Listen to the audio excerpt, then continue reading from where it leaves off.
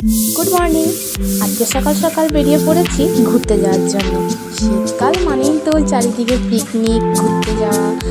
তো সেই মতো আজ আমরা সকাল সকাল বেরিয়ে পড়েছি। আমাদের প্ল্যানিং ছিল আমরা প্রথমে চন্দ্রকেতু পার্কে যাব, তারপর ওই পার্কে ঘুরে এসে পরিমল পার্ক আসবো। তো চন্দ্রকেতু পার্কে তো সেরকমভাবে কোনো ভিডিও করা হয়নি। পরিমল পার্কে এসে যে যতটুকু যা করেছি ততটুকুই তোমাদের সাথে শেয়ার করছি।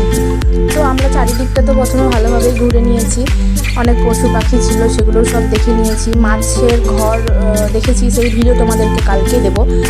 মাছের যে সুন্দর সুন্দর মাছ ছিল। তারপর আমরা বোটে চেপে পড়েছি। তো আমাদের বোটের ব্যাপারটা তো বিশাল হয়েছিল। আমাদের হাতে 15 মিনিট সময় ছিল। সেই সময়ের মধ্যে আমাদেরকে বোট চালিয়ে আসতে হবে। তো আমরা তো প্রথমে বুঝতেই পারছিলাম না যে কোন দিকে নিয়ে গেলে হবে। তো তারপর বুঝতে পেরেছিলাম 15 মিনিটের জায়গায় 30 মিনিট চালিয়েছিলাম আমরা অবশ্য। এই যে আমি আর আমার সাথী দুজনে মিলে বসে বসে এত হাসছি যে কী বলবো। তাহলে আজকের মতো ব্লগটা এতটুকুই। ভালো লাগলে অবশ্যই লাইক কমেন্ট করুন।